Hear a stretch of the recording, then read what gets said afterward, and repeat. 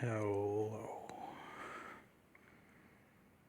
viewers of the internet, possible victims. I am Tim, or as many of you wannabe fangirls call me, Masky. But that's not my name. I expect you to call me by my name. But, getting off topic here, I wanted to introduce myself. Tell you about me, since you don't know that much. Well, if for starters, I wasn't always one of his proxies. Like the others, he literally mentally mind fucked me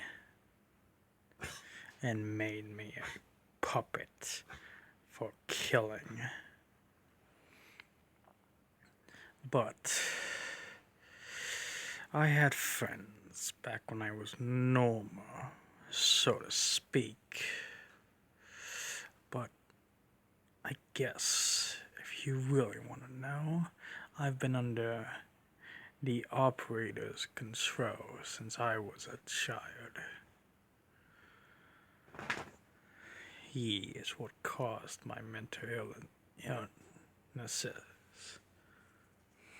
He's the one who caused me to be locked up in that insane asylum, away from my family. But he disappeared when I turned the age of 10. I never saw him again. Or so I thought. From what I've read in his diary, his journal, he had been following me, waiting for the time to strike, waiting till he can truly turn me into the perfect puppet. Now, I wasn't the only person he did this to. There were others. You, of course, had Brian, who is more of a sadistic fuck than I am. But we both have our differences, you could say. Then there was Alex. He was a friend of Brian's. He brought me to a casting call that Alex was hosting. That's where I first met that little douchebag Alex.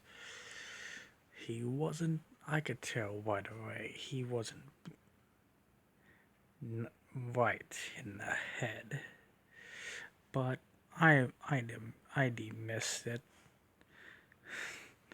Now, turns out I was right. Turns out the operator was using him to get to me and Brian.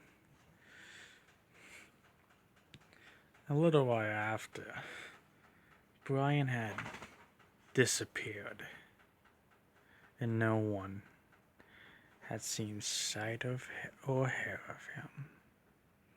We continued the suit, and it went well. But then Alex disappeared, and the suit just stopped. Of course, Alex did leave someone behind. Someone he could trust.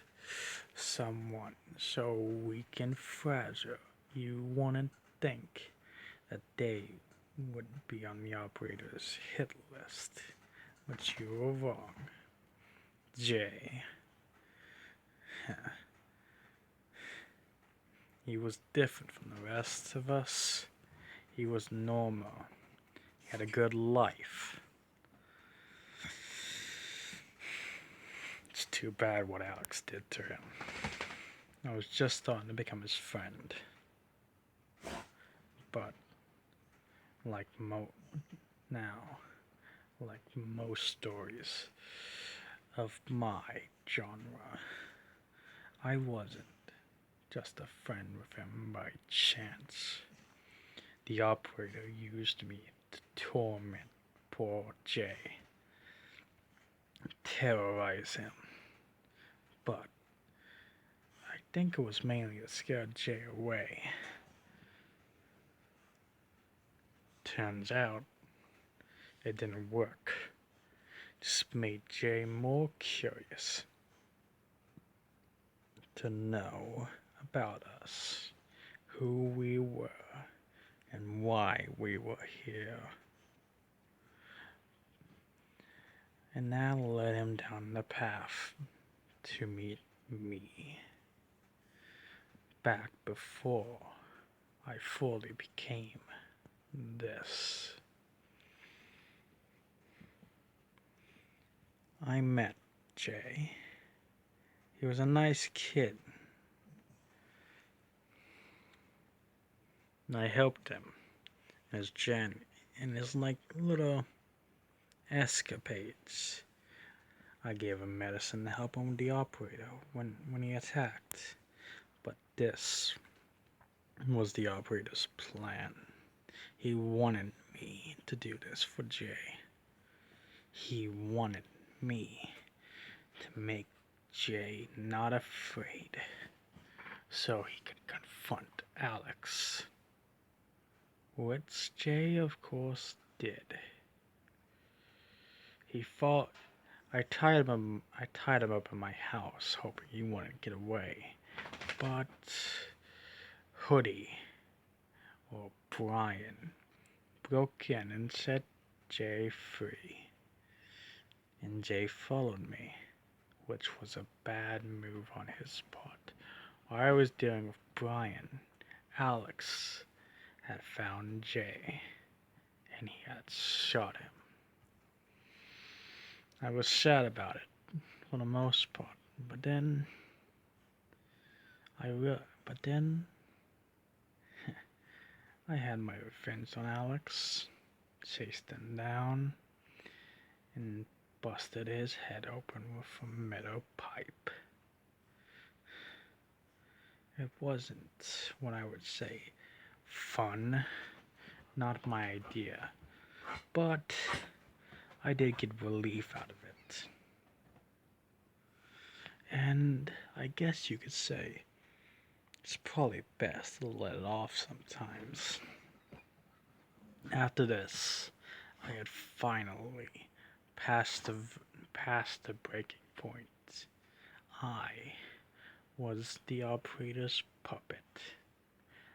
Now, it's not that bad, but it's not exactly the best life you could live.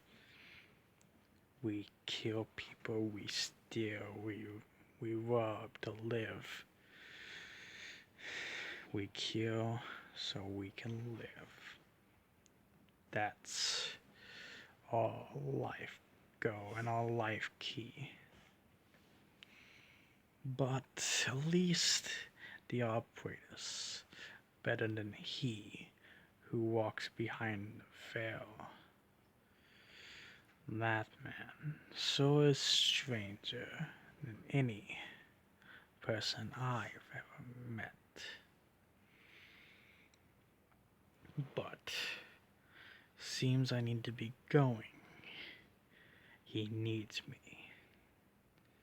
Remember that if you do not leave a like and a comment and subscribe, I will hunt you down and murder you. Well, goodbye, and have a nice new